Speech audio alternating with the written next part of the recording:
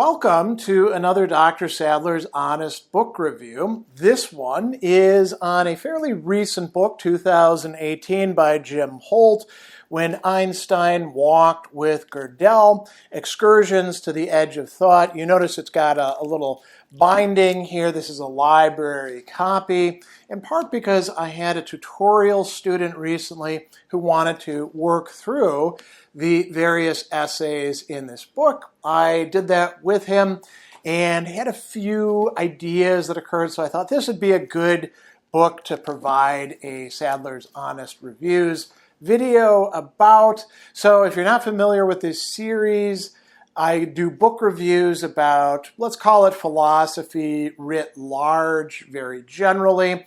And this book kind of falls into it. It has a lot to do with the history of ideas, particularly with cosmology and the philosophy of mathematics, and a number of other related matters. Other works in this review series might be about personal development or leadership or ethics or self-help or all sorts of other things, so long as there's some real theory involved in it. So let's jump into talking about this work.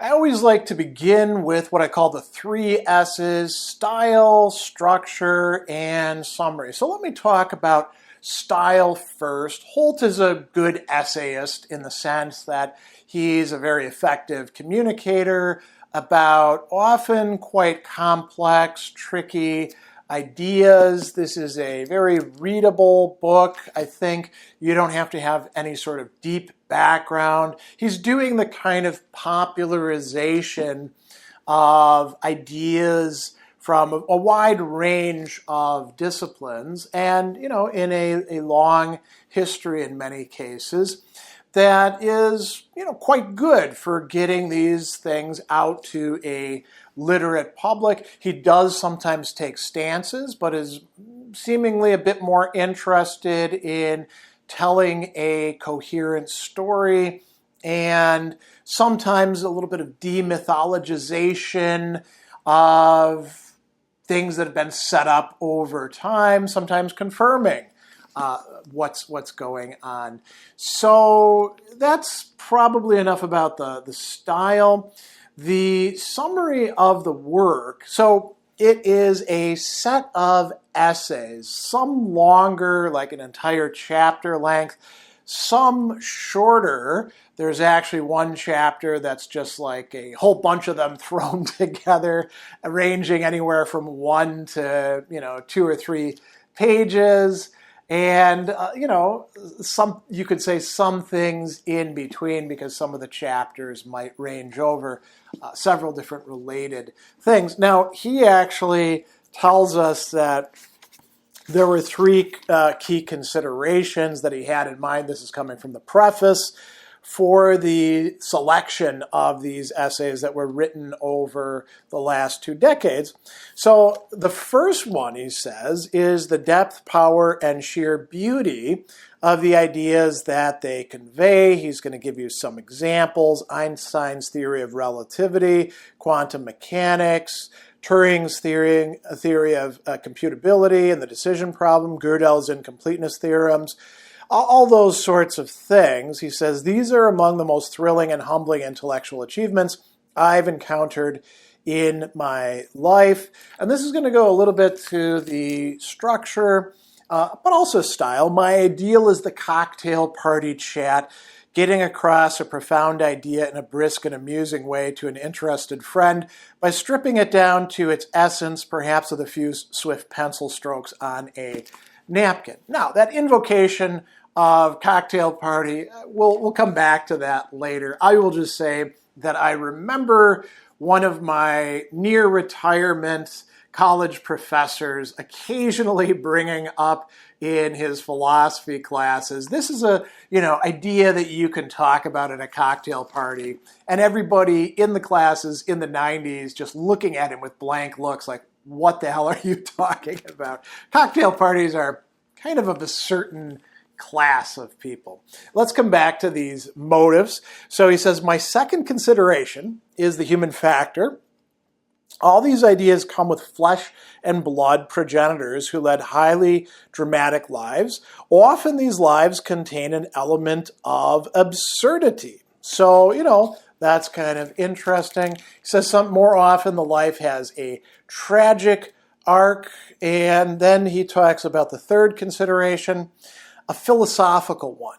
The ideas they present all bear crucially on our most general conception of the world, metaphysics, on how we come to attain and justify our knowledge, epistemology, and even on how we conduct our lives, ethics. So very clearly tied in with some of the central disciplines and questions of philosophy. And what he's showing here is that all these other fields are connected to these philosophical questions and try to provide answers to them or rebuttals in certain ways. So let's talk about the overall structure of the work. There are 9 parts to it, not titled chapters, because each of the parts is going to have chapters within it, with the exception of Part 8, which is called Quick Studies, a selection of shorter essays, right? So we begin with Part 1, the moving image of eternity, and the sort of title essay, When Einstein Walked with Gödel. And then another one on Time, the Grand Illusion, so 2 chapters in there. Then we have Part 2, Numbers in the Brain in Platonic Heaven and in Society. We get 3 chapters there, one of which, interestingly, is about Sir Francis Galton, the father of statistics and eugenics. So we're already getting into ethics with that. Part 3, Mathematics, Pure and Impure, looking at, well, what is mathematics and what can we do with it? So there's 3 chapters in that one, dealing with all sorts of things, including fractals, Mandelbrot sets, the advent of chaos theory, ranges in mathematics, discovery of higher mathematics and things like that. Part 4 has only 2 chapters to it. It's titled Higher Dimensions, Abstract Maps. One is about geometry, and it brings up flat land. And then a comedy of colors looking at this mapping problem. Part 5 also deals with mathematical questions. It's called Infinity, Large and Small. It has 3 different essays in it. One, Infinite Visions. You may find this intriguing if you're a fan of the latter person that I'll mention.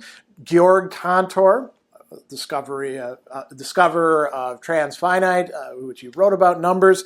And then David Foster Wallace, the 12th chapter, which belongs to this, Worshipping Infinity, Why the Russians Do and the French Don't. And then finally, The Dangerous Idea of the Infinitesimal. And then part 6, Heroism, Tragedy, and the Computer Age, dealing with first, Ada Lovelace, was Byron's daughter the first coder? There's a chapter on Alan Turing in Life, Logic, and Death. Then there's Dr. Strangelove Makes a Thinking Machine, and one that I particularly think is interesting, Smarter, Happier, More Productive. We're getting into ethical questions again there. Part 7, The Cosmos Reconsidered, delves into string theory and talks about the string theory wars. Then talks about Einstein, spooky action, and the reality of space, and then finishes with, a chapter that is cosmological but also ethical in its content. How will the universe end, and what should our reaction to that be? I've already mentioned Part 8 is a selection of shorter essays ranging over all sorts of things. And then finally, finishing with a kind of junk drawer or miscellaneous section, Part 9, God, Sainthood, Truth, and Bullshit. So, talks about Dawkins and the deity and, proving or disproving the existence of God. Moral sainthood, talking about that issue. Truth and Reference, a philosophical feud, which discusses something that I think some of us may find a bit dated, or depending on what kind of philosophy we're interested, never of great relevance except in the history of ideas, showing how people can, argue with each other, dealing with whether Saul Kripke really was the originator of the ideas that he's famous for. And then finally, a chapter entitled Say Anything, which is about Harry Frankfurt and his theory of bullshit. So that is what you're going to find in this. There's also a further reading section to it, which is actually quite short, just 2 pages, and is, I would say, decent. And then there's a long and fairly comprehensive index after some acknowledgments. So that's what you get in this book. It's going to lead you through a number of ideas. You could read the chapters out of order if you wanted to, because they're not intrinsically connected to each other. They're not in some sort of, cumulative series or anything like that. But, you can also, if you want to, read the book the standard way. So what are the key ideas that are running throughout this work and are represented in particular chapters and passages?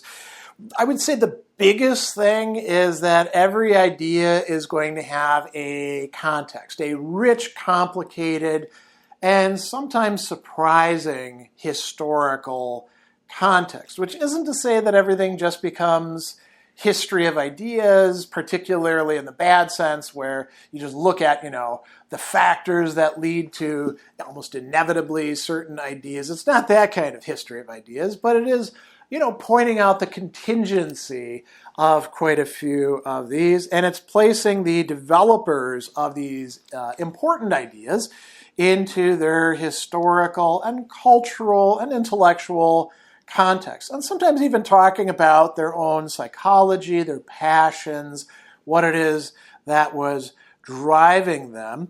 Another thing I think is a really important point that they drive home over and over again, which is that science and theory is carried out by deeply fallible people who are often driven by goals that could, sometimes be at odds with what it is that they're discovering. And it progresses by bits, and it's not a linear progression or even a, Hegelian sort of move, through these oppositions or anything like that. It's more complicated than that. It's not entirely lapsing into, say, Nietzschean genealogy, but there's less grand storytelling, grand narratives behind all of these interesting advances, and sometimes rejections of ideas that are taking place. I think that one very interesting example of this is furnished by Chapter 5, which is focused particularly on Galton and what he was really interested in. One of the things he was very interested in was enumeration and statistics of things. Another was eugenics and scientific racism, we could say. So we read Francis Galton took as his motto, whatever you can count. He was one of the great Victorian innovators. Not quite so great, perhaps, as his cousin Charles Darwin, but certainly more versatile. He explored unknown regions of Africa. He pioneered the fields of weather forecasting and fingerprinting. He discovered statistical ideas that revolutionized the methodology of science. Personally, Galton was an attractive and clubbable fellow, if a bit of a snob, yet today he's most remembered for an achievement that puts him in a decidedly sinister light. He was the father of eugenics, the science or pseudoscience of improving the human race by selective breeding. And it'll go on and talk about, how this worked, and, difference between positive and negative eugenics, and the, going beyond Darwin, Galton coining the phrase nature versus nurture. And so, we get a lot of interesting matters coming from this, including Galton's fallacy, which Galton himself may have fallen, prey to as well. So, there's some good discussion there of a deeply fallible figure.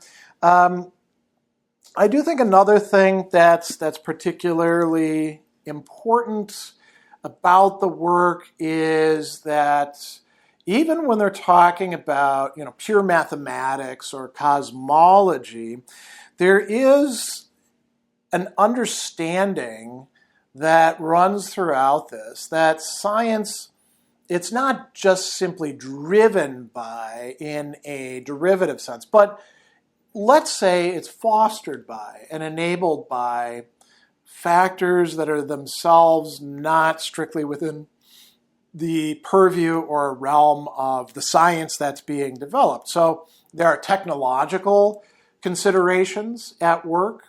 We'll talk a little bit more about some examples of that later.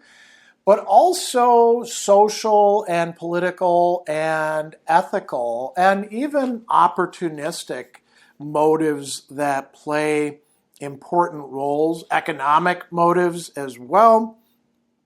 I think that another interesting feature of this is that it really does get across that science goes through a number of crises, not merely linear development or progression, and not simply crises in the sense of, well, we move from one Kuhnian paradigm to another, but rather, again, more complex types of things like this. So, to take eugenics, for example, going along quite well until, of course, the Nazis really bring it to a sort of conclusion in their regime, and then that certainly introduces some ethical problems into that project that's going on. But, mathematics undergoes a massive crisis. Gödel plays an important role in that. That winds up being discussed early on in the work. Here's just one important discussion of this. I'm going to read a little passage here.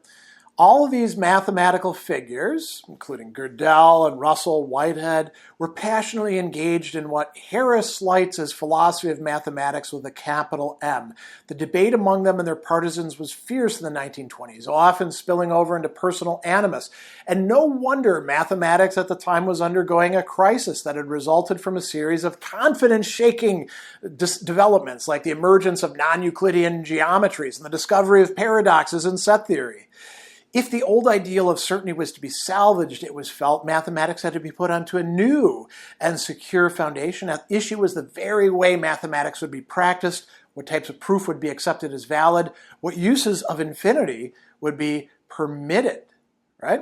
So that's a great, summary of what was going on there. It's something that many of us are not quite so troubled by, perhaps in the present. It comes up again in terms of mathematics a little bit later on in the work in terms of this discussion about infinity and mathematics in the Soviet Union,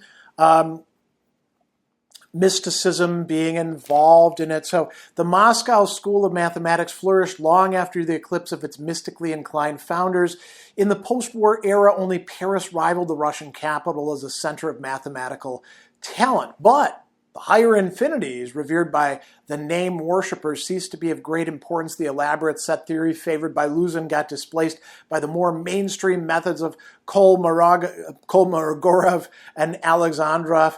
As for the once controversial axiom of choice, Kurt Gödel removed any need for any mystical rationale when he proved that it was logically consistent with the other generally accepted axioms of set theory. Since no harmful contradictions could result from its use, mathematicians were now free to employ the axiom as they saw fit. And then he says, herein lies a clue to the demystification of mathematics. What gives the subject a mystical tincture is the reputed nature of its object. Whereas the objects studied by botany or chemistry are part of the physical world, Those in mathematics are thought to inhabit a transcendent world where that cannot be accessed by normal modes of knowledge. But suppose there are no such transcendent objects. Does mathematics then become like theology without God?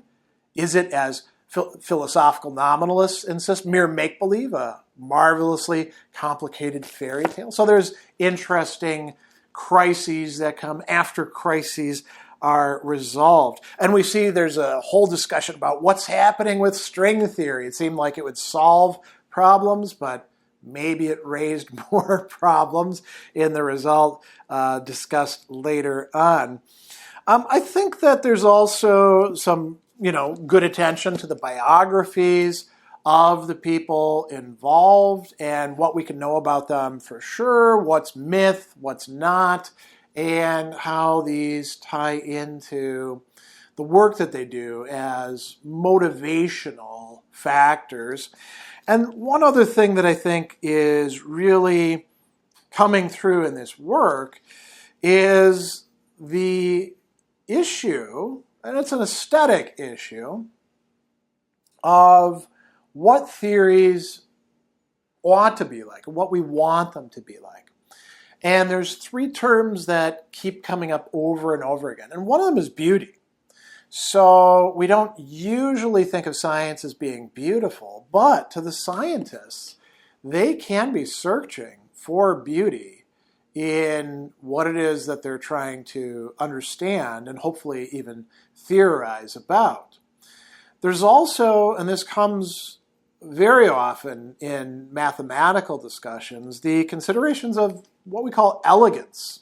It's a difficult idea to make completely clear. It's one of those, you know it when you see it, or you feel it when you see it types of things. And simplicity is also viewed as quite important. So those are three, we could say, non-scientific in themselves, but science-driving factors, both for the discourses and for the people who are doing the work of science that are discussed in this. So I would say that those are some of the really overarching key ideas that are going to come through. Obviously, there's a lot of more specific ideas that are getting discussed in the course of the work in the particular essays that the work contains. What are some of the strong points of this work? Well, I think that Holt is generally thoughtful as a narrator, and it's well researched. He's making a lot of assertions that certainly you can say have some good justification or backing to them, and I think it's pretty good history of ideas in that respect. I also particularly like that, at least to some degree, he gets away from the, let's call it romantic or elitist conceptions of how science and innovation works. Let's call it the big man theory, which is often associated with history per se, is particularly political and cultural history. But, there's often a tendency to import that into the history of science and say, Einstein, Gödel, wow, look at these amazing people. And what we want to do is humanize them and realize that, sometimes these great innovators themselves run into obstacles that they can't get past. Einstein does a lot of great early work and then finds he can't really do much after that. Gödel is driven by some wild paranoia. We could go on and on and on. Maybe Ada Lovelace and her association with Charles Babbage turns out to be kind of a show more than reality. So those are, important things to bring up. One thing that we can say is that if we want to use the category of genius, which Holt does invoke, which I'm not a fan of, we'll talk about that in a bit, tortured geniuses are often not just beset with foibles, but outright dorks. I think that comes through in this work quite a bit. I think he's also good at looking at how technology opens up new possibilities for approaching problems in novel ways, which not everybody's always happy with. For example, the availability of computers, which, by the way, was becoming something really new on the scene when I was first in college studying mathematics.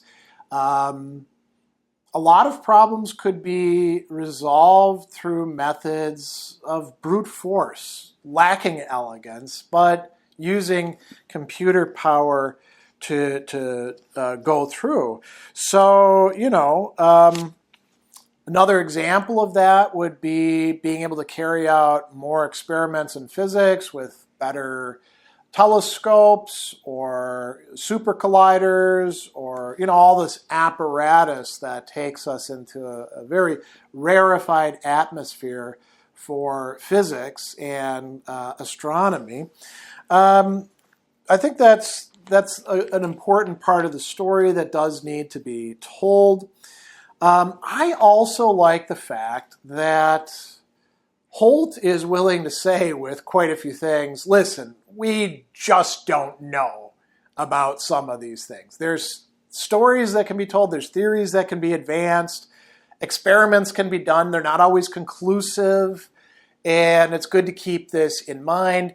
There's, you could say, a right epistemological humility involved in that, right? You don't want to be so epistemologically humble that you are always saying, well, we don't really know anything for sure. That's too extreme. But there are some things that we don't know yet, and there's some things that we probably can never know, and I'll give you some examples of these. So in the economy of colors, it's talking about the four-color conjecture about mapping, and it's saying, well, there seems to be a proof that the four-color theorem is true, but the Haken-Appel proof doesn't tell us why. The answer just sat there like a monstrous coincidence, as one mathematician put it, and then it remains an open question. Did their accomplishment really furnish grounds for claiming we know the four-color conjecture to be true? Was it truly a proof? And he says, ideally a proof is an argument that can be translated into a formal language and verified by the rules of logic. In practice, mathematicians never bother with such formal proofs, which would be cumbersome in the extreme. That's not completely true, but mostly. Instead, they make their arguments reasonably rigorous by spelling out enough of the steps to convince experts in their field. For an argument to be convincing, it must be surveyable, it must be capable of being grasped by the human mind and checked with mistakes, and that was certainly not the case with Haken and Appel's proof. The human part of the experiment, comprising some 700 pages, was daunting enough, but the in silico, the part that's being handled by the computer, which yielded a 4-foot-high computer printout, could never be humanly verified, even if all the mathematicians in the world had set themselves to the task. So, that's a genuine issue. Later on in the work, in the discussion about how will the universe end, there is a very important notation about when we're doing cosmology, right?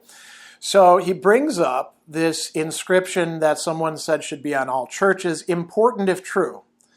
Applied to cosmology, the study of the universe as a whole, that's a big if. Why? He says cosmic speculations that make it into the newspapers should often be taken with a grain of salt. And he says, as cosmologists sometimes say, cosmology is not really a science at all. Why? Because you can't do experiments with the entire universe. You're in the universe, right? He says it's more like a detective story.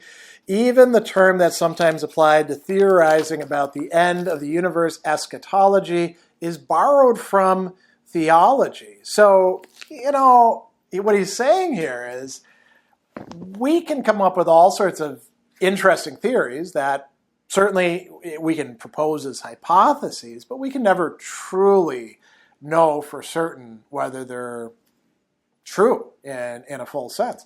That's a good thing to point out. I think that's very important. There were two sections that I particularly liked.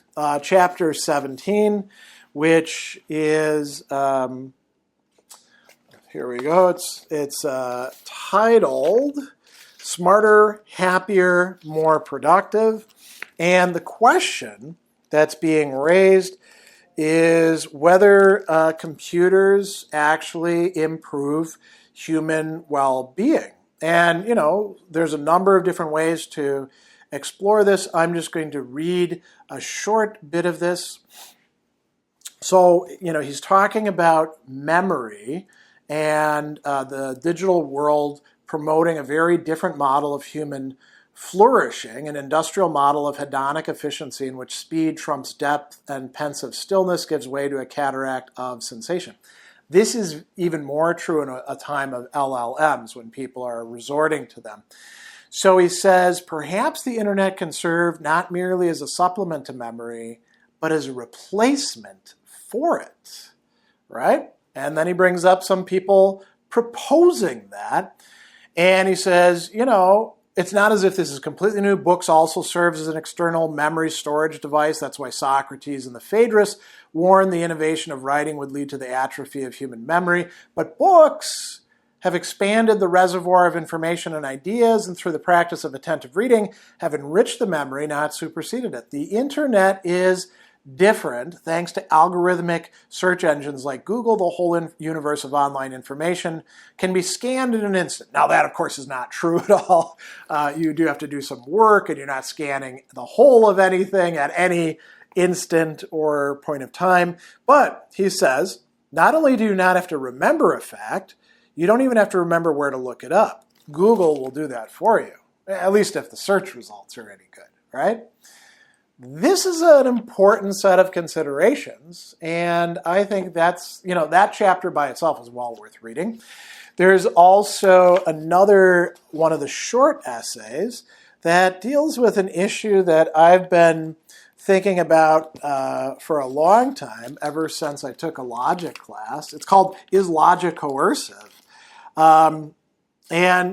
He says, the purpose of logic is to distinguish valid forms of argument from faulty ones. If you conduct me from premises I accept to a conclusion I dislike by means of a fallacious argument, I'm under no obligation to embrace that conclusion. If I, on the other hand, take you from premises you accept to a conclusion you dislike by means of a logically valid argument, you're compelled to embrace the conclusion. And then the question is, compelled by what, you ask? By the court of rationality, I reply. The fact that my argument is logically valid means the premises cannot be true without the conclusion being true. So if you believe the premises, you have to believe the conclusion, or you're being irrational, right? And this leads him into some discussion of Robert Nozick and law of non-contradiction and Walt Whitman, and Quine worries about what contradiction would lead to. And here's an interesting little quip.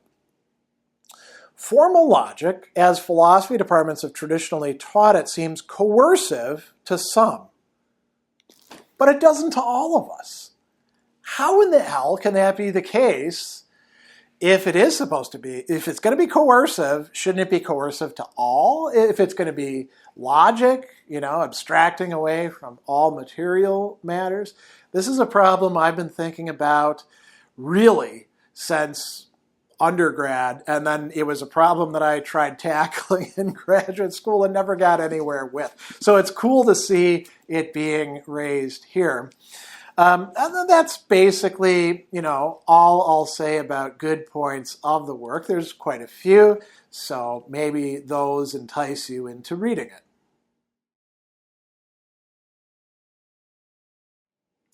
Are there any problematic aspects of the work? Yes, and I will say that they, for me, fall into three main classes. So I mentioned earlier that we're kind of getting away from the romantic notion of genius, but he's still willing to use it as a term and category in ways that I certainly myself find a bit worrisome. He, for example, in contrasting Einstein and von Neumann, he talks about both of them as being geniuses, but winding up in doing things in different ways. We probably should get rid of this category that hasn't really served us for much. It winds up being sort of a buzzword, I would say. And there's, I would say along with this, it's less a worship of individuals that's going on here. But you remember my remark about cocktail parties at the very start? There's a sort of, what would we call it? It's a certain kind of elitism that's baked into this that I personally, just based on my experience, find a bit irrational and repugnant.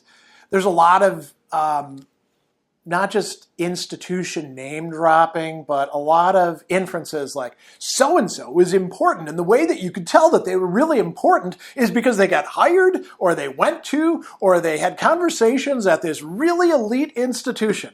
And, if you've spent a lot of time with people from elite institutions and people from non-elite institutions, which are the majority of places where learning and work goes on, you know that although people at elite institutions have greater resources and more prestige to draw upon, and maybe there's a slightly higher percentage of really, good thinkers there than in other places, there's a lot of duds as well. And I'm not a fan of making all these references. It's one thing to say so-and-so studied here or taught here or worked here or had conversations here. It's another to talk it up. And I feel like there's an awful lot of that on Holt's part. And I think it's in part because Holt likes that sort of thing and is into it. So that's the first thing. The second thing is there's occasional sloppy portrayals of thinkers that I would say are relying on not actually going to the thinker themselves or knowing about the area of the history of ideas and relying on secondary sources. And so, repeating what other people have had to say. I'll give you some examples of this. Some of these where you're like, how do you get this wrong? So, for example, in the discussion about Socrates, about death itself, he says, Socrates drank the fatal cup of hemlock. Death, he told his friends, might be annihilation, in which case it's like a long, dreamless slumber, or it might be a migration of the soul from one place to another. Either way, it's nothing to be feared. Well, that's conflating two different dialogues. The Apology, where Socrates does make an argument that's based on a distinction, either death is this or it's this, and the Phaedo, where he actually drinks the hemlock. So a little bit of sloppiness there.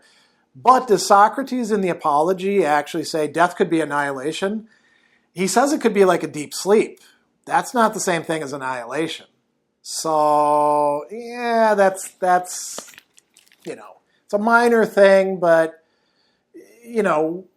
it's like hearing somebody make a bad note in a concerto or a song, and you're like, yeah, that didn't fit in. That actually kind of got stuff wrong. Right after that, he follows that up with Cicero saying that to philosophize is to learn how to die. Well, Yeah, Cicero repeats that because that's there in the Phaedo. That's actually something that either Socrates said or Plato says that Socrates said. So, weird name dropping there on his part. He also says something a little bit off. Maybe it's being tongue-in-cheek. This is in the chapter on Gödel's takes on the U.S. Constitution, the very first line. Aristotle, the second greatest logician of all time, was also an expert on political constitutions. Can the same be said for the greatest logician of all time, Kurt Gödel? Was Aristotle the second greatest logician of all time? I mean, there's other possible candidates, and one of them would be somebody who we know wrote way more than Aristotle and made advances beyond Aristotle. Unfortunately, we don't possess any of his works, just in little portions we have them, and his name was Chrysippus. He was one of the most prolific authors of antiquity. He was the third scholarch of the Stoic school. And you can actually read the titles of his works, most of which were devoted to logic. So, you kind of get the idea that maybe either it's a joke and he's being glib, or Holt doesn't actually know the history of his discipline that he's talking about there that well. Another one that comes up, and I know this as somebody who does work on the person, he brings up Anselm, and it's quite common to get Anselm's ideas wrong and to conflate them with those of Descartes or later thinkers. He talks about St. Anselm's derivation of God's existence from the idea of perfection. That isn't what Anselm did at all in the Proslogion. It's more complicated than that. Anselm, if you actually read him, he talks about God as that than which nothing greater can be thought or conceived, quod maius cogitare non potest. And this is part of an argument that's supposed to prove Deus esse, not that God exists, but that God has being, and also that God is the good, that makes all other goods good, and that everything needs, and all the other things that we believe about God. The unum argumentum is supposed to prove that. Anselm never uses the word ontological argument, and his argument, if it is indeed an ontological argument, is quite different from that of Descartes or later people trying to rehabilitate it, who I'm sure, Holt has read, but I get the idea he hasn't read Anselm, or if he did, he only read Proslogion too, and then, passed on from that many years ago.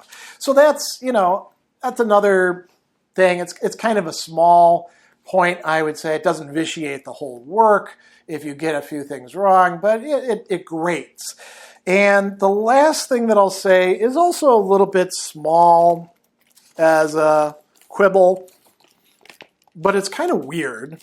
So back in that section talking about, dying, he is going to say that philosophy essentially is dealing with three main questions.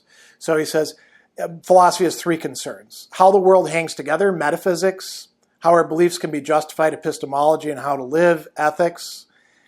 Well, no, there's a lot more to philosophy than that, including logic, including aesthetics, which is something he has been invoking over and over and over again. As we mentioned earlier on, elegance is an aesthetic category. Beauty is an aesthetic category. Philosophy is a whole area that deals with that. And so certainly there's not just three main areas or concerns of philosophy. And it's kind of weird to portray it like that. Again, maybe he's just being glib for a popular audience, but I think it's kind of a misportrayal. So those are the criticisms that I have about the book.